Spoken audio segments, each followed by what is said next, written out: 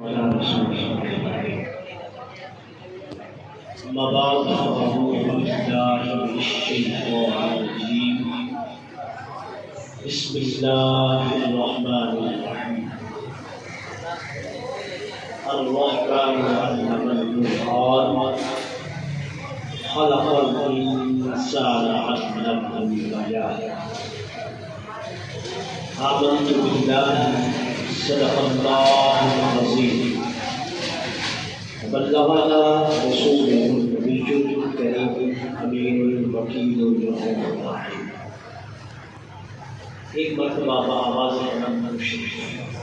اللهم صل على سيدنا مولانا محمد وعلى آل سيدنا مولانا محمد وعلى آله اصحابہ وبارک وسلم بآواز بلند الصلاۃ والسلام علیک یا رسول اللہ الصلاۃ والسلام علیک یا حبیب اللہ الصلاۃ والسلام علیک یا صلی اللہ علیہ وسلم۔ آج کی یہ تمام بچے اسی طرف توجہ کریں، بڑے بچے ادھر دیکھیں اور توجہ سے بات سنیں۔ آج کی یہ مقدس نشست، مقدس محفل، پربقار محفل بسلسلہ ختم القرآن، حفظ ختم القرآن کا انعقاد کیا گیا ہے، جو بالکل مختصر 2-4 منٹ میں ہم ایک ثواب کی نیت سے، تاکہ ہماری یہ محفل کی رونق بڑھ جائے اور اس کے صدقے اللہ رب العزت اس بچے کو اور تمام حفظ کرنے اور دین حاصل کرنے والوں کو پایہ تکمیل تک پہنچائے۔ آج کی یہ محفل جو زیر صدارت حضرت قبلہ پیر صاحب فرما رہے ہیں، اور ہمارے دل عزیز قبلہ قاری عبدالستار دامن بارکات مانیہ قدسیہ، جنہوں نے اس بچے کو قرآن عظیم فرقان مجید کی حفظ مکمل کرایا، بناس اور سبق پڑھایا۔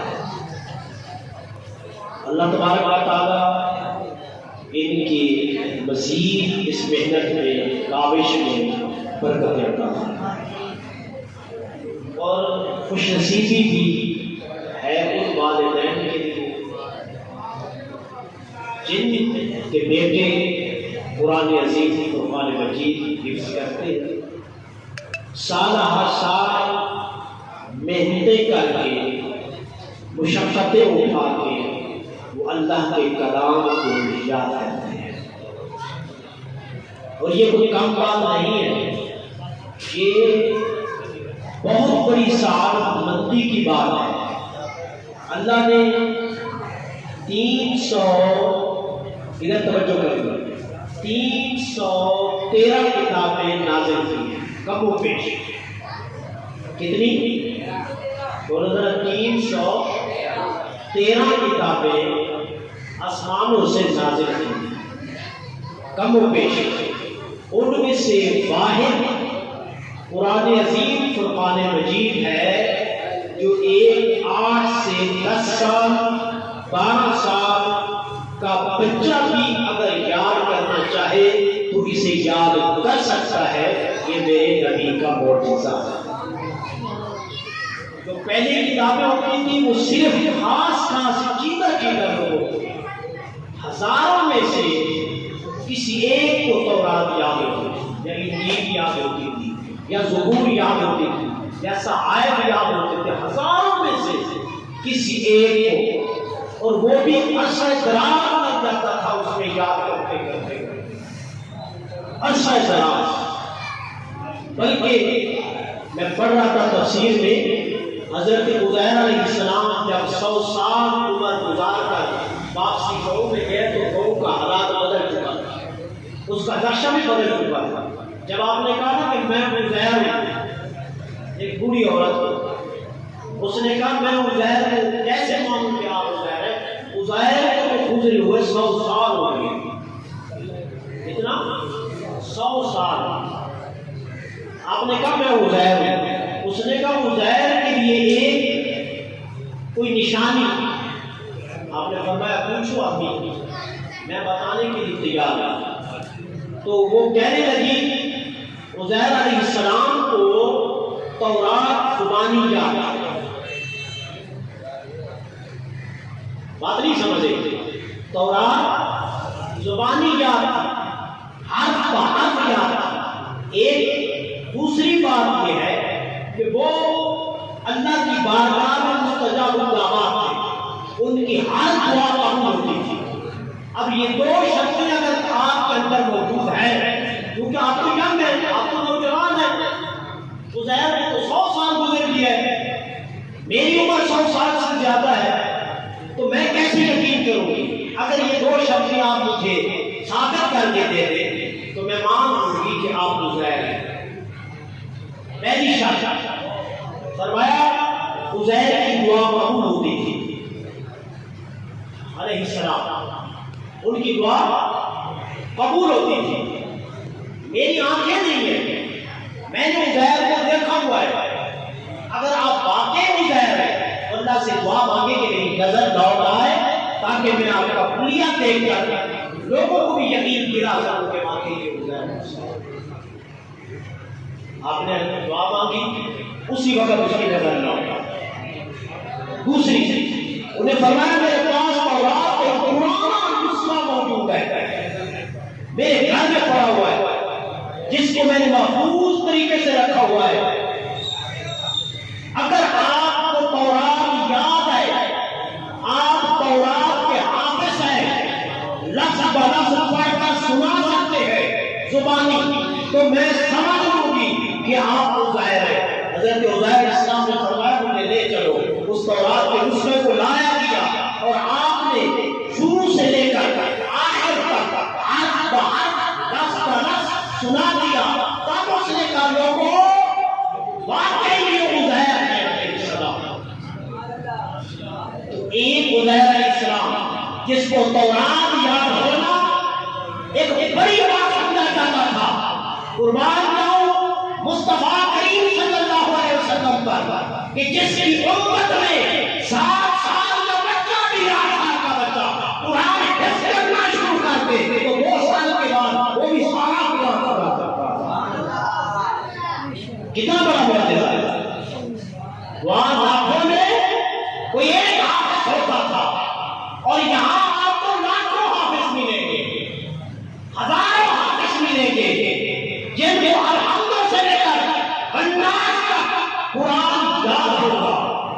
حدیث میں آتا ہے جنت کی پہلی سیڑھی کا پتہ تو ہے کہ یہاں سے شروع ہوتی ہے، اب دوسری سیڑھی اس کا پتہ نہیں ہے کہ ختم کہاں ہے، آخری سیڑھی۔ بات سمجھ آ رہی ہے؟ جب حافظ قرآن جنت میں جائے گا تو اسے کہا جائے گا کہ پہلی سیڑھی پر قدم رکھ، وہ رکھ لے گا، کہا چلتا جا چلتا جا چلتا جا، جہاں کو رک گیا وہ تیری منظر ہوگی۔ 15ویں پارے میں رک گیا وہی تیری منظر ہوگی، 14ویں پارے میں رک گیا وہی تیری منظر ہوگی، 22ویں پارے میں رک گیا وہی منظر ہوگی۔ جس پارے میں جس جگہ رک گیا وہی تیری منظر ہوگی جنت میں۔ اگر بننا الحمد سے لے کر بننا تک تجھے سارا قرآن یاد ہے، پھر الحمد پہلی سیڑھی ہے، بننا آخری سیڑھی ہے، پھر بڑھتا جا۔ اگر بننا تک تجھے قرآن سنا دیا وہی تیرا مقام ہوگا اور وہی جنت میں تیرا۔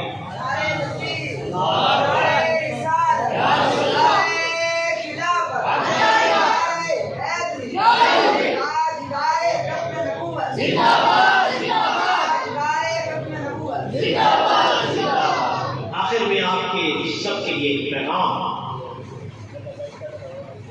مبارک ہے، ناظرین، والدین اور بالخصوص قبلہ پیر صاحب کی جن کی کاوشوں سے جن کی محنت سے، جن کے تجسس سے، جن کی فکر سے، جن کی سوچ سے، رات اور دن محنت سے آج جنہوں نے ہمیں ہیرا تراش کر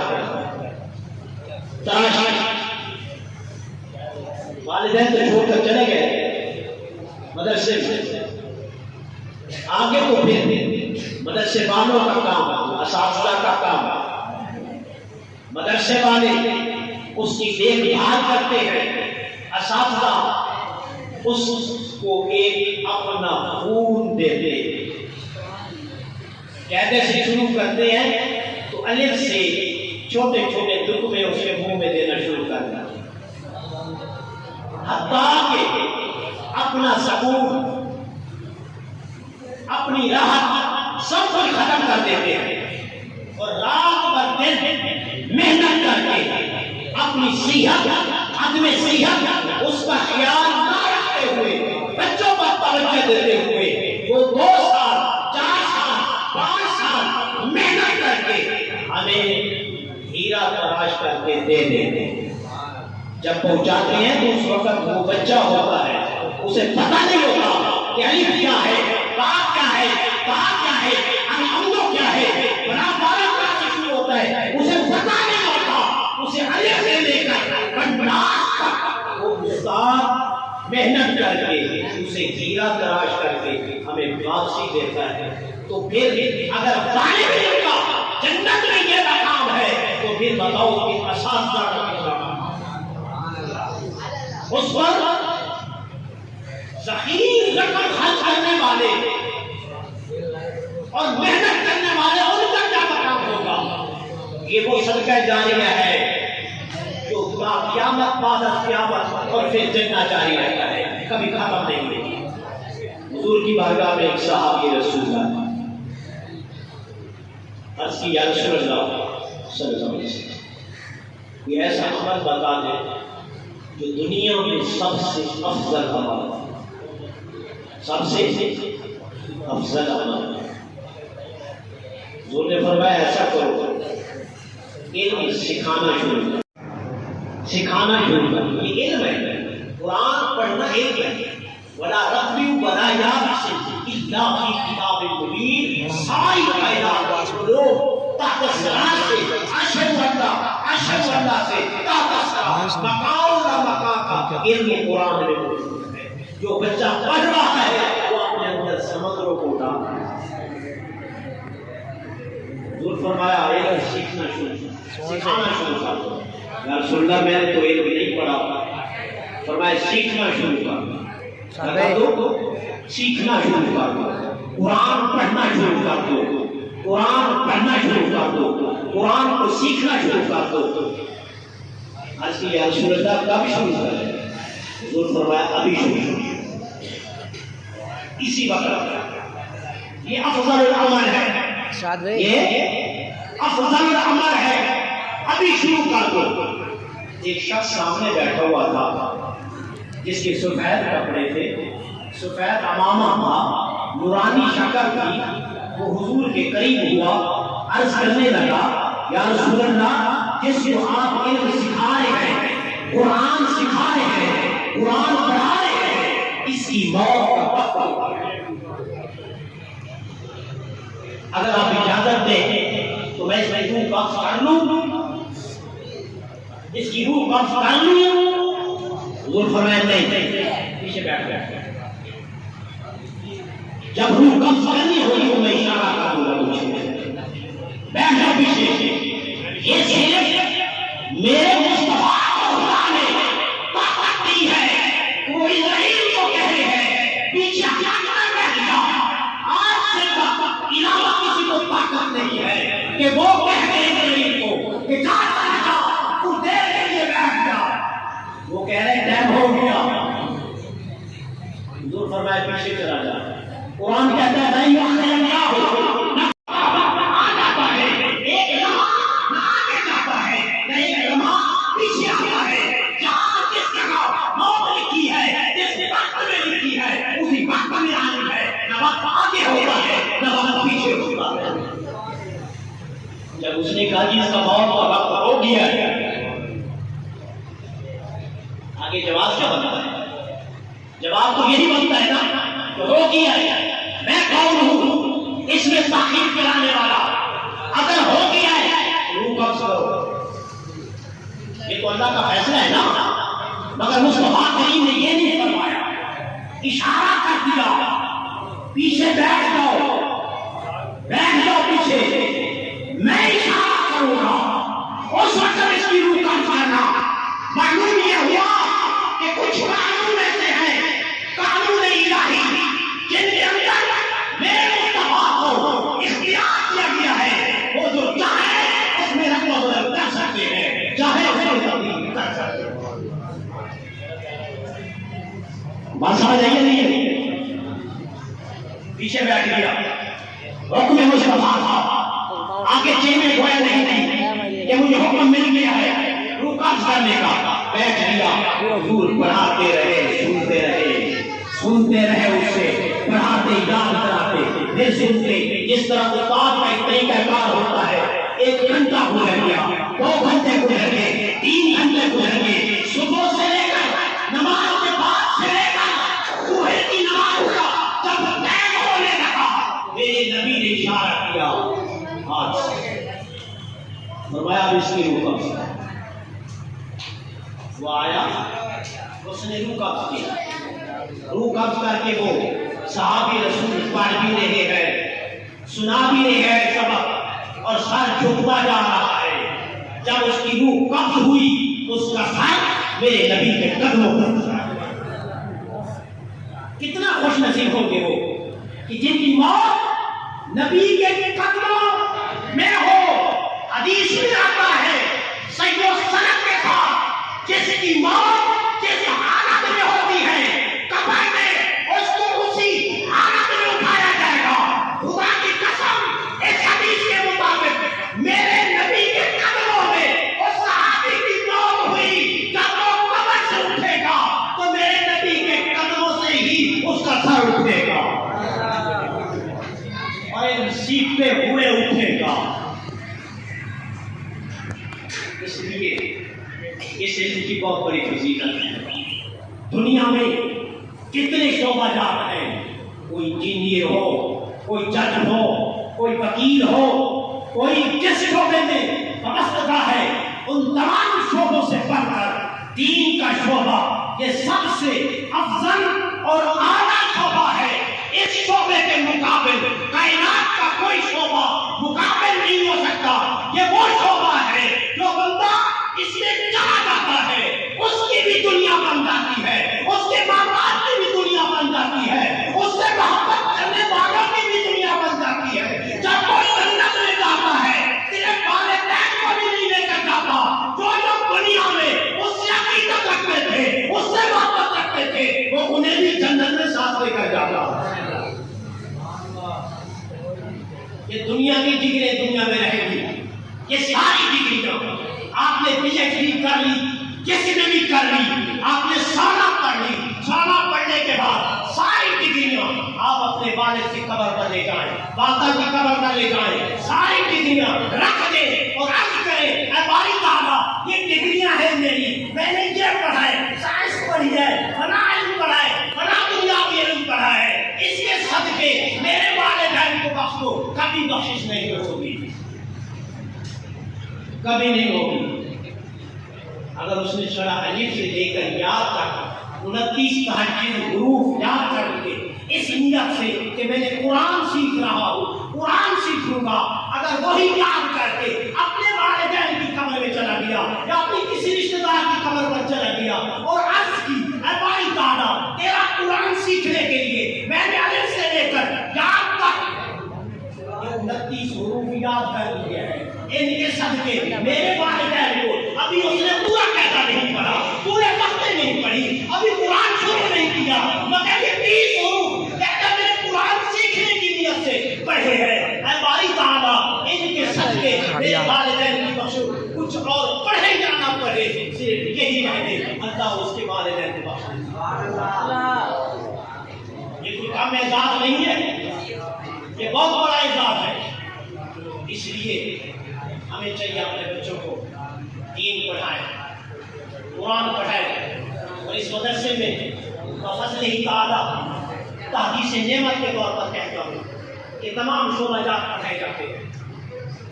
قرآن عظیم فرقان مجید صرف لفظوں کے ساتھ رٹایا نہیں جاتا، اس کا ترجمہ بھی پڑھایا جاتا ہے، اس کی تفسیر بھی پڑھائی جاتی ہے. اس کے علاوہ جو عالم دین ہوتا ہے نا، عالم دین، اس کا مکمل کورس یہاں کرایا ہے.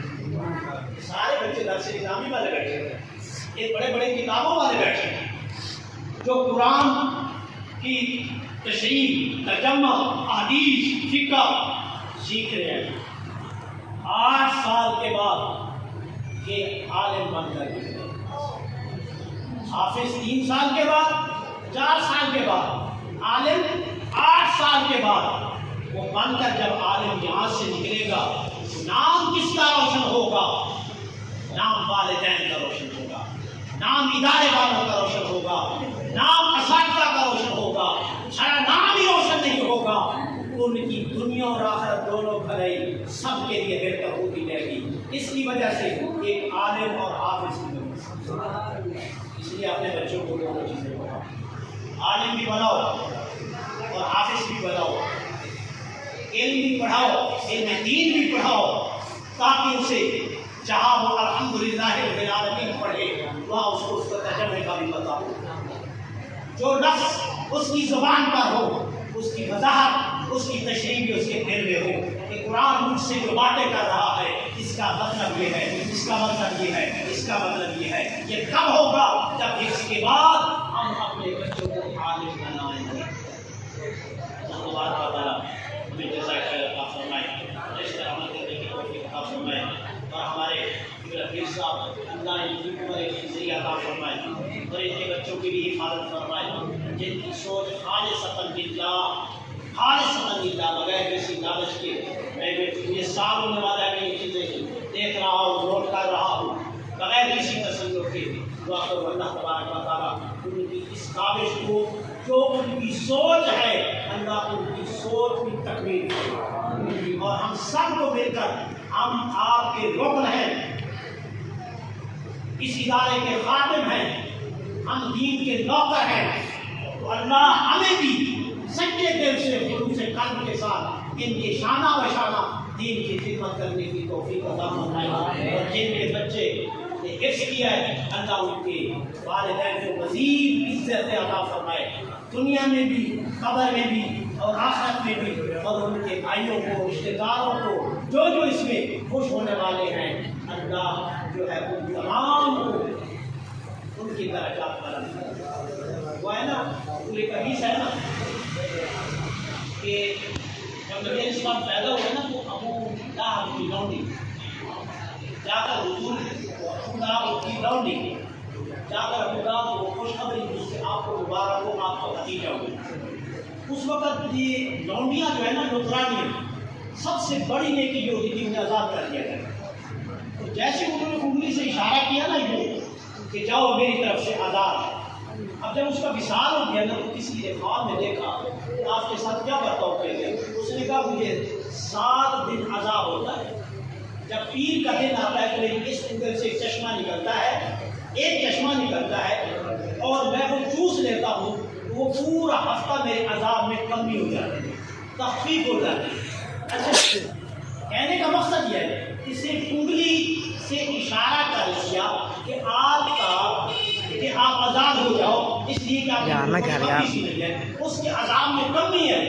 تو جو پورا قرآن اندر سمایا ہوا ہے، پورا قرآن اندر سمایا ہوا ہے، 30 پارے، اور وہ حافظ قرآن ہے یا عالم ہے، تو بتاؤ کہ اس کا کیا مقام ہوگا.